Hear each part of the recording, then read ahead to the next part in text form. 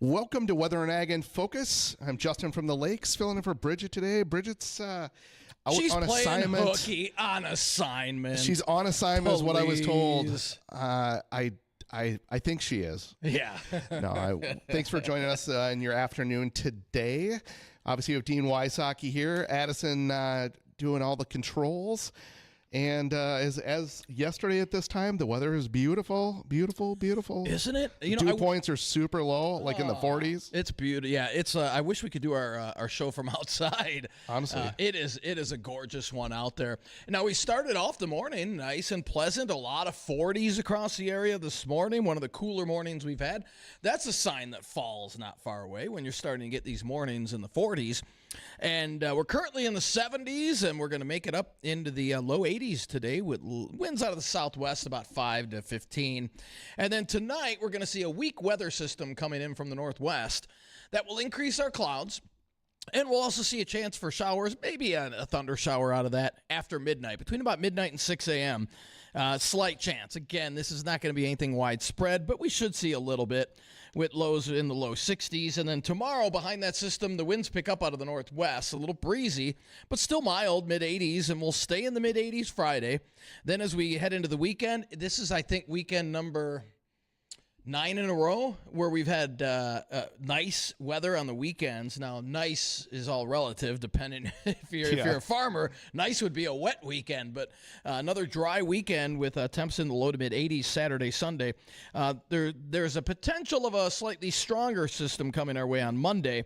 As highs reach the upper 80s, we could see a few more showers and thunderstorms on Monday. But in terms of over the next 6 to 10 days, if you want to check out our webpage, WDAYradionow.com. I posted an article up there on a couple of our long-range models and what they're forecasting for rainfall over the next 10 days. It's not much, quarter to a half inch, and that's being optimistic over the next 10 days. We got a good amount twice in a row out in Lakes Country, out in Otter Tail County, so that was... Just on Monday. Yeah, Monday. Yeah. I mean, so I was gone, and I came back, and bird feeder had been dry, right? The bird bath had been dry, and I was like, and I saw like some water that would trickle in when you get heavy winds and rain against the garage door. Some winds and rain must have came up out of just nowhere. Yeah, we had a thin band of severe storms going through basically northeastern Otter Tail on Monday evening, and it produced, I think Wadena picked up a little over 2 inches of rain. I was going to say an inch at my place, for sure. So, but that's the whole thing about these isolated storms. Yeah. It's so hit and miss. Just last week, South Fargo got inch and a quarter, yet out at the airport, I think 0.04 of an inch. I mean, it's... When I was driving all through, out by Wadena, actually, was it the beginning of this week? Maybe it was the end of last week, and every farmer had their irrigation running, every single one of them. It's. I wish I had better news on that front, but these drought conditions are not going to get any better over the next week to 10 days. It's just that's the pattern we're stuck in, and we just haven't been able to break that pattern. Now, with that being said, we're seeing chances for rain, but we're getting into a closer to normal, quote unquote normal pattern in terms of precip. But we're not going to erase the drought conditions. We're just not. I don't see any widespread rain events, unfortunately, and again, I don't see that changing over the next 10 days. And hopefully, as we get into fall and we see that jet stream start to sink a little further south, that we start to get a few more chances for rain. But again, just in the short term, over the next 10 days, 10 to 14 days, just not. I'm seeing a chance here, a chance there, but no big, organized, widespread rain event the way it looks now. And by the way, we're brought to you by TCG Wheat. That's helping growers maximize every acre with trusted seed and agronomy solutions. So want to keep TCG Wheat in mind. We're brought to you by them. And also brought to you by Lighthouse Commodities. By the way, you can catch us on Acres TV live right now, Facebook, and, of course, our YouTube page. Sticking on that thread, though, with the wet weather or dry, depending on where you're at, I noticed, I'm sure you saw this, you probably keep an eye on these headlines. North Dakota activates livestock water program amid severe drought. So for those that didn't know this, but Kelly Armstrong declared a drought emergency and activated that drought disaster livestock water supply project assistance program. So that makes $2 million available to help livestock producers secure water.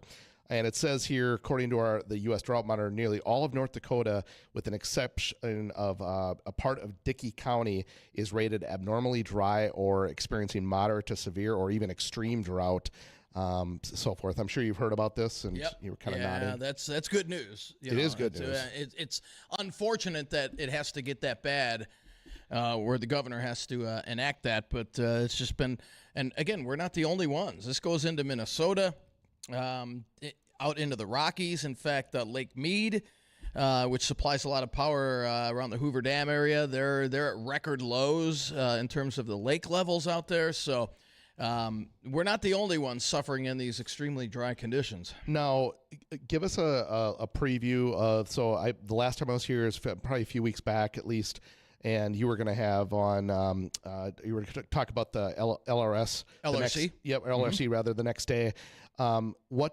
What's the kind of forecast going forward here for the next, 60, 30, whatever days for wet, dry? In fact, Gary just posted something on his webpage, weather2020.com. All the way through the end of September, early October, before the new LRC cycle starts, we're looking at near normal to slightly below normal precip over the eastern Dakotas into western Minnesota. So we're not looking at above normal precip. That's not a shocker. But even if we can at least approach normal, I think we're going to be just below normal, to be honest with you. Even if we can approach normal, we're at least that'll help a little bit. But just to give you an example, we were comparing, and this is going to be part of our weather trivia coming up towards the end of the show, where we talk about how many 90-degree days we've had and where that ranks. Well, we did a comparison this morning back in 2023, where not too long ago, we had 29 days during the summer of 90 or above. That ranks 5th. Okay, now this year is one of the hotter ones since 2023. And so I went back and looked at, well, what about moisture? May through August, in 23, we had 11 inches of rain. Normal for that 4-month stretch is about 12 inches, so pretty close to normal. Okay. This year, May through August, through just yesterday, 4.3 inches. That's it? Yeah. So even though it was a hot summer. We started out so wet. I'm surprised with that number. Yeah, May and June were wet, and July and August have been nothing. And so it's bone dry, but that just goes to show you, even though you get the extreme heat, sometimes you get the moisture with it, sometimes you don't. And the reason I brought this up is this winter we will be heading into strong El Nino. It's expected to peak in January. Now, the majority of the time, we usually see a warmer and drier winter during strong El Nino seasons. However, I believe it was 2016. That was the exception. And I'm giving an example of the West Coast. Typically, California gets inundated with rain during a strong El Nino season, but that year they didn't. So every El Nino is different, and again, we'll see what the pattern unfolds with the new LRC in early October. If it's dry October, November, into early December, we're going to have trouble going into the winter in terms of not a lot of moisture. And what about the heat? Do you expect, because I looked at the 10 days from right now, and I basically see 70s and low 80s. I mean, is it going to pop again? We're going to have a lot. We're going to have a lot of 80s in the forecast for the next week to 10 days. I do see a surge of heat where on Monday we could come close to 90, and then the following weekend we're going to see a pretty good surge of heat through the northern and central plains. I think that's our next chance of seeing some 90s around here. Not this coming weekend, but that following weekend. Okay. And we could see some more. We're not done with the 90s yet. Not quite. Well, stick around, folks. We're going to have some more weather here towards the end of the show. And again, it's Weather Wednesday as well, so we'll have that trivia. and you can obviously have your chance to win one of those Darter Plastics bait up buckets. So stick around for that. But we're also going to be talking with Opie Kelly here after the break from Claas, that's CLAAS, Farm Point in Jamestown. We're going to talk with him for a couple segments just about what they do and kind of get you introduced to them. Maybe some of you already know who that is, but stick around. There'll be more show here. And now we're going to have the American Ag Forecast.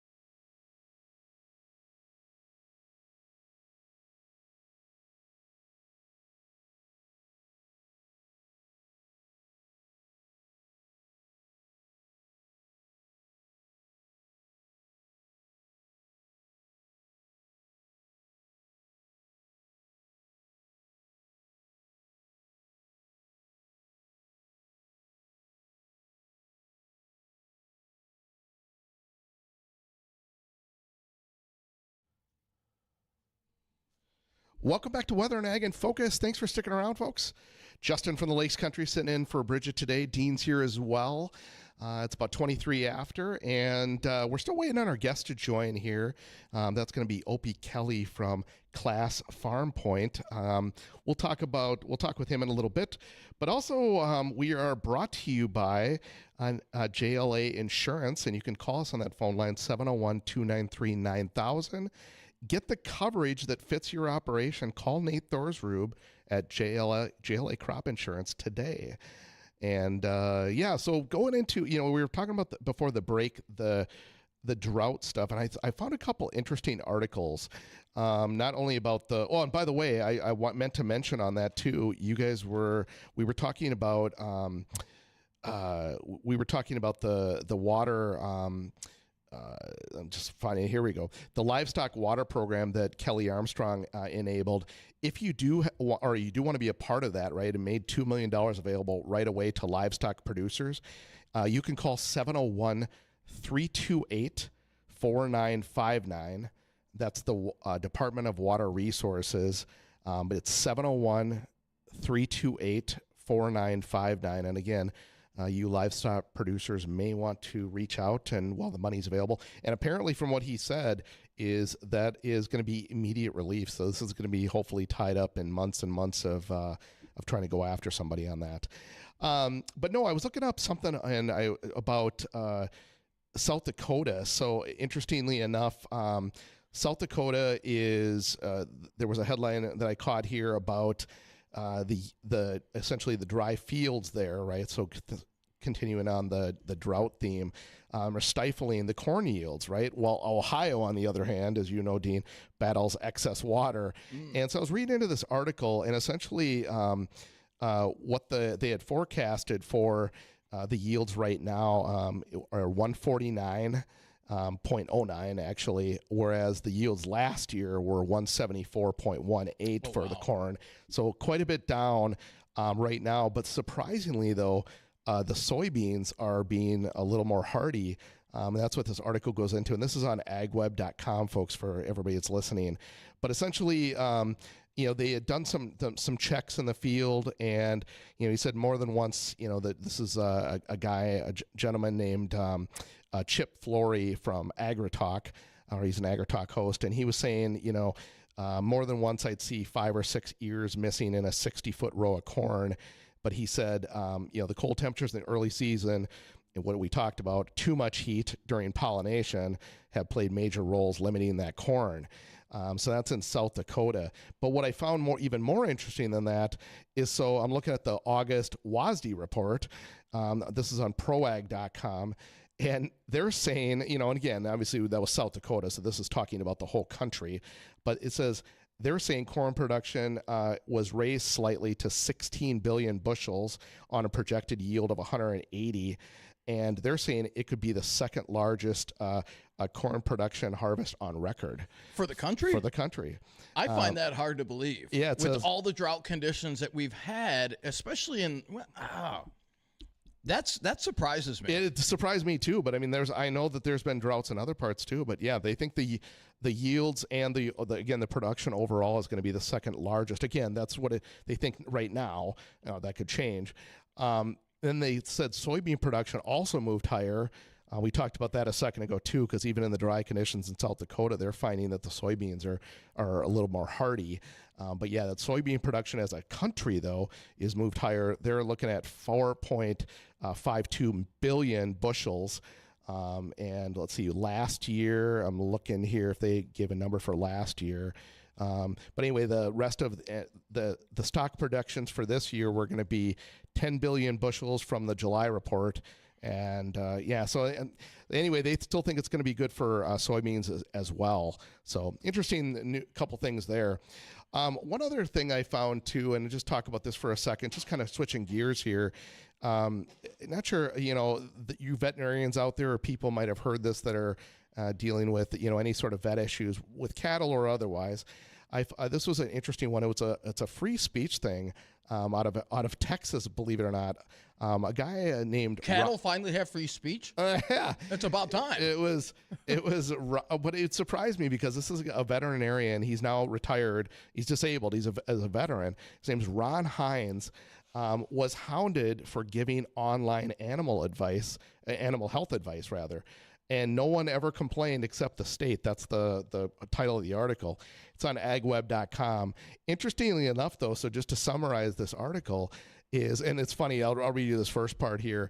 In a glaring abuse of free speech, veterinary Ron Hines was busted for giving online and telephone advice to help sick and wounded animals across a purported 10-year crime spree. I thought that was a funny. Wow. It's in jest. They're saying that, but it's true. It said he was fined and his license suspended, all with the legal threat of more penalties and a year in jail if he continued to dispense this advice. And so what this was back in 2013. He had been doing it for 10 years already. Ended up, this thing has been through the court system, including the Supreme Court. That's what kind of grabbed my attention. Wow. And so, but it's just interesting, out of all things that Texas, this would happen, because it was the Texas legislator that came after him. And he just said, hey, like, there's so many owners out there, animal owners that need help. He said, I just wanted to, kind of help them. And so, and he said, too, he's quoted as saying they're ostriches with their heads in the sand, pretending like the internet age never arrived, referring to the Texas legislator. But he said he'd been doing this for a while. He's a U.S. Army vet, by the way. He actually worked for the NIH, too, which is interesting. And, so he said he was doing fine, taking calls. He took calls from all over the world, clients in South Africa, Australia, and a host of other countries, stints at SeaWorld, animal hospitals in Florida. Anyway, so he was just making this available, and he did charge for it. But one thing that he never did is he never recommended any prescriptions, any drugs, anything like that. Never, went too far. And he just felt that at the end of the day that the Texas in general, but the veterinaries out there were being threatened by his advice. And he even, like I said, he even charged at one point just a nominal fee. It was a flat fee of like $9. He later raised that to $58. He was trying to deal with the flood of emails and trying to take care of the toughest cases first. And that was for a decade, from 2002 to 12. And then, court records said he made like $2,800 a year from the website, not a ton. Right. And anyway, so he gets down here, and it ended up let's see here, the Texas Board of Veterinary Medical Examiners punished Hines for giving veterinary advice online. They specifically, he was disciplined for not physically examining animals prior to giving advice. And he said, and this is what he says, think about how irrational that was in this computer and telephone age where telephone medicine is legal and radio shows and call-in shows are legal. Texas came after me for giving advice for how to take care of a sick cat in Scotland. He said it was way past mind-blowing. And so he goes in to say that there was no complaints from any of the animals or pet owners. And so this, like I said, it went all the way to the Supreme Court. So I think it's the Institute of, what was it here? I'm just trying to scour the article. That came to his aid. They gave him this free legal Institute of Justice. They came to his aid throughout all of this. And there was different appeals and so forth. And kind of the bottom line at the end, and I'm just kind of getting to that as I scroll the article here. In 2015, the U.S. Circuit's Court of Appeals ruled against him. His speech, according to the Fifth Circuit, was regulated, by occupational licensure, et cetera. But anyway, however, in 2018, a U.S. Supreme Court decision put wind in his sails, and by ruling that occupational speech was protected. So okay, fine. So now he's back at it, and then it went through the courts a bit more, and essentially what the end ruling was. I was looking here for that. Was talking about that. That yes, he was. Here we go. However, in 2018, just put wind in his sails. Let's see, 2017. I'm just kind of reading through this, a little skimming it here, but in the end, though. It was the U.S. Supreme Court declined to take the case in April 20th of this year, leaving Hines' a final First Amendment victory in place. Obviously the the courts weren't too thrilled with that, or they should say the Texas legislator. But it's just interesting, that in this day and age, again, free speech in Texas and free, the ability to give this advice to people, and again, wasn't prescribing anything. And I just thought it was kind of an interesting article. Don't mess with Texas. Don't mess with Texas. It's kind of the bottom line. But so it's about 1:33 here. We're going to take another break. We'll come back here. We'll see if our guest is going to join. Might have to push him to tomorrow. Maybe we'll do some early weather trivia. We got weather trivia. We're going to give away the Darter plastic bait up cup, so you'll want to stay tuned to that. That's right. We got a lot of show left here. We'll folks. keep you busy. So stick around. We'll be right back.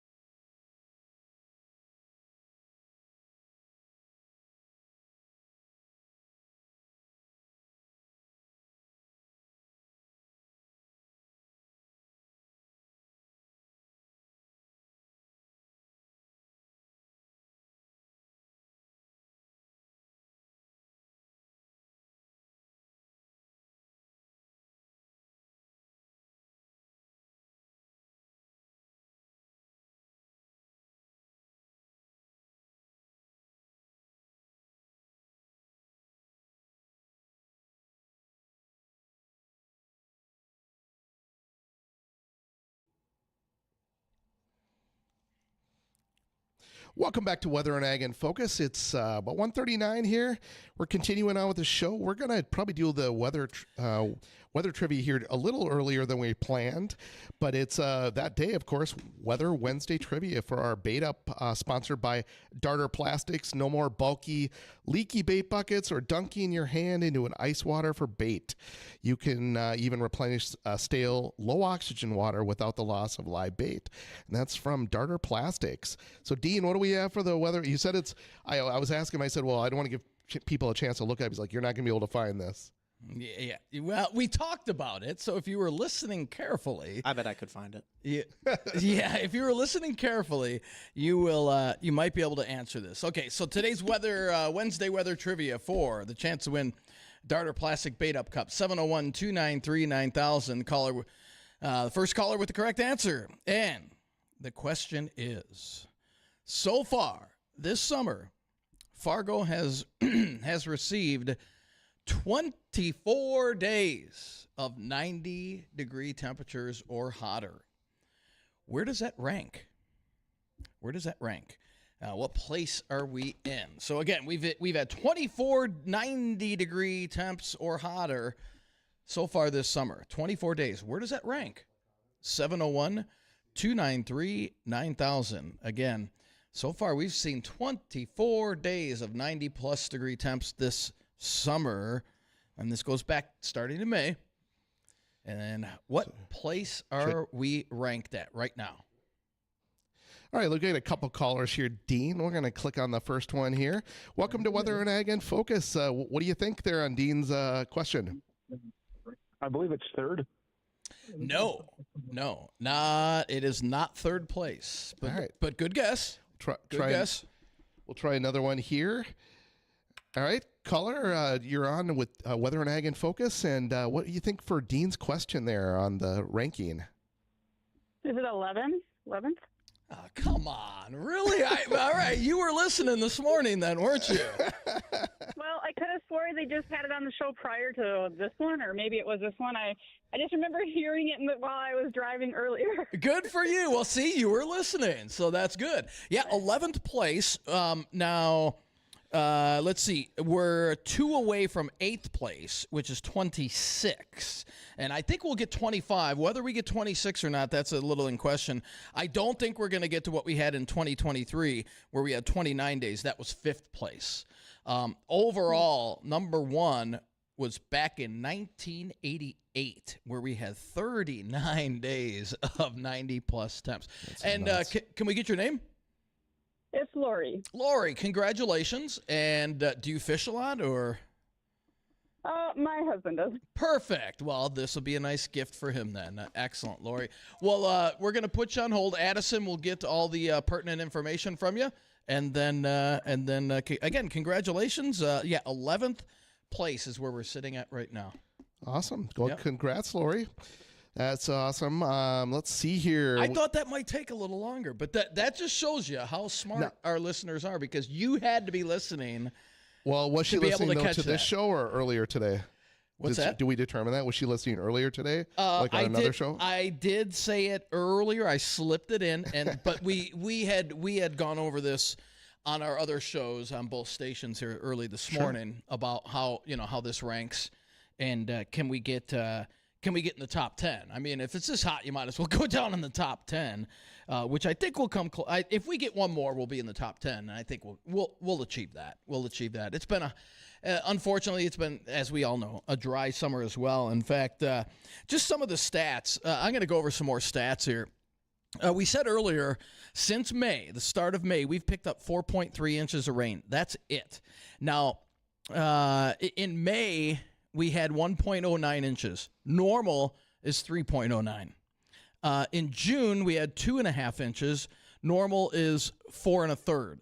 So well below normal, even those 2 months, which were the wettest, still well below normal. July, we normally pick up 3 inches. We had 66 hundredths. That's it. Thanks. July, really, that was the heat. That was a nail in the coffin there for the farmers. And then so far this month, 37 hundredths. That's it. Now we're halfway through the month, but by now we should have at least had about 1.5 inches. No. Let me ask. We haven't even been now. There have been pockets that have gotten that easily, but overall, Let me ask a question then. So I think I know the answer to this, but I'm going to ask anyway because somebody else might be thinking this. So we have today, which is pretty clear. There's some clouds in the sky. But my point is it's sunny, although it's not hot, but the dew point's also really low. Is this day better from a drought perspective than if we have the 90s with the high dew point? Same conditions, sunny outside, but the high dew point, you can feel more water in the air. Is that better, or is this better if we had to choose between days without rain? Better for who?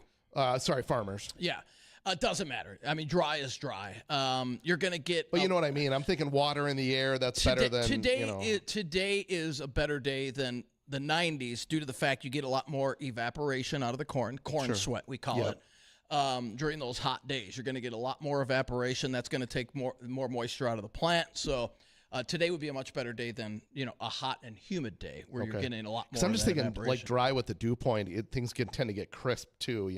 They do, yeah. But this is like a day like today is much more tolerable to the plants than a hot humid day because like I said, you're going to get more of that corn sweat pulling that moisture out of the plant. And that brings up one other question that I've heard too, that I know there's some truth to is, you talked about corn sweating, but corn itself puts off a lot of humidity, a lot of, I mean, I heard the per acre, it's nuts. Like, oh yeah. I mean, do you get some of that though on days like today? And yeah, in fact, your dew points, not so much today, but when you get those dew points right around 60, and it's hot out, your dew points are going to be much higher in and around those cornfields because of the evapotranspiration.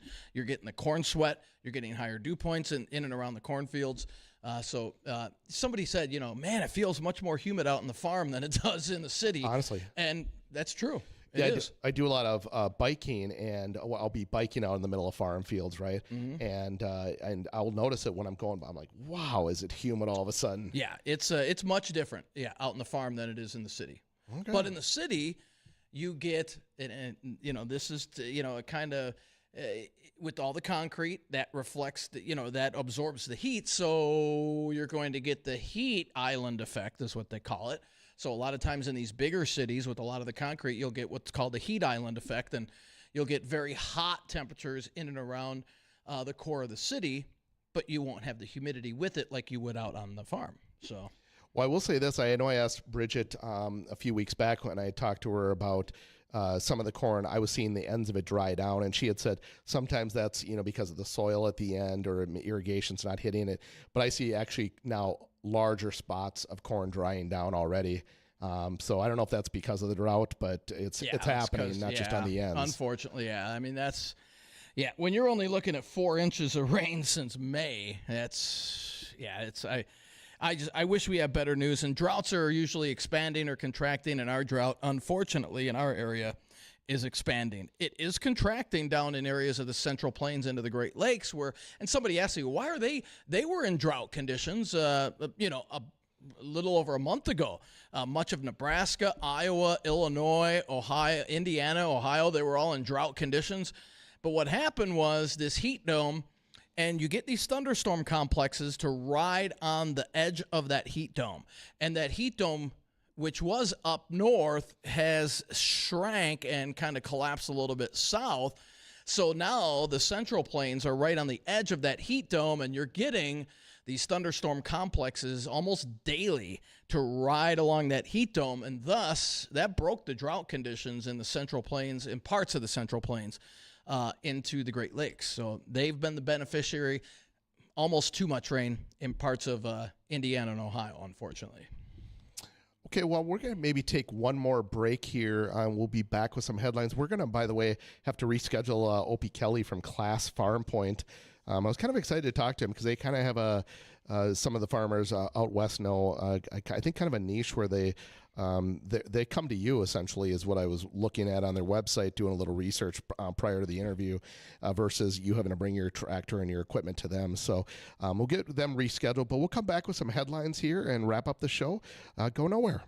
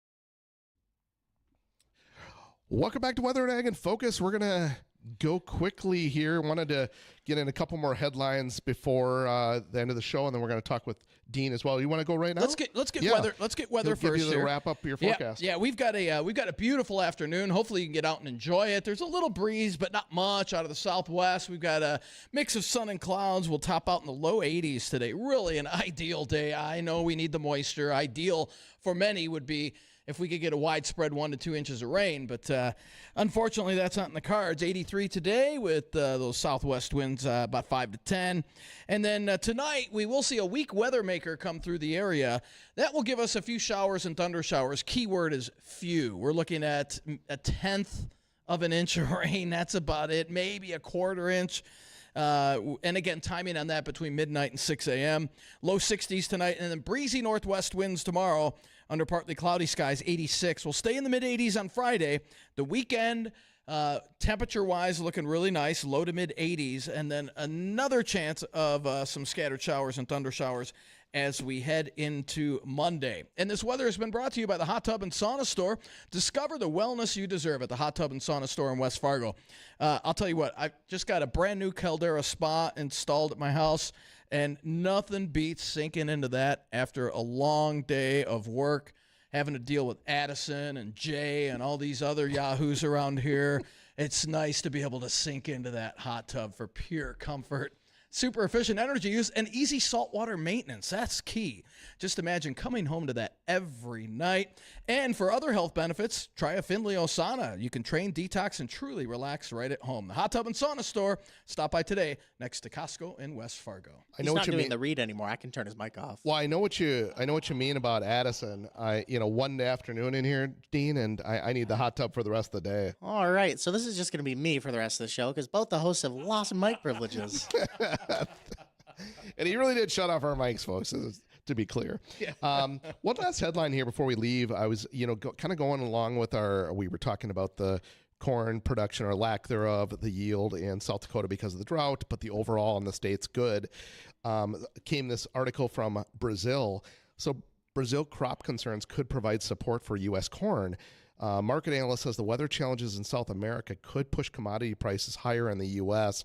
And I was thinking that overall, too, as you look at, and this is kind of a bigger topic just to wrap up within a minute, but you look at the war and what that's done in Iran, also with the fertilizer production, I think that we might see better prices in general. Unfortunately, that's going to probably translate to a little higher price in the grocery store for everybody. Mm-hmm. But I think that there's going to be more of a demand than people think, and then certainly going forward after this year as well.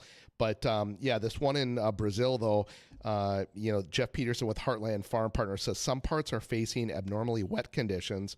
What that can mean for problems down the road, though, is the southern part of Brazil where they need to plant their first crop of corn. If they don't get as much planted or it's slower getting planted, then that has the ability to come back and help the corn market a little more. So kind of keep an eye on that too, and I'm sure some of you corn producers are. That's it for today. Bridgette will be back tomorrow, and Jay's going to be here in just a moment, and he's got a packed out show, so go nowhere.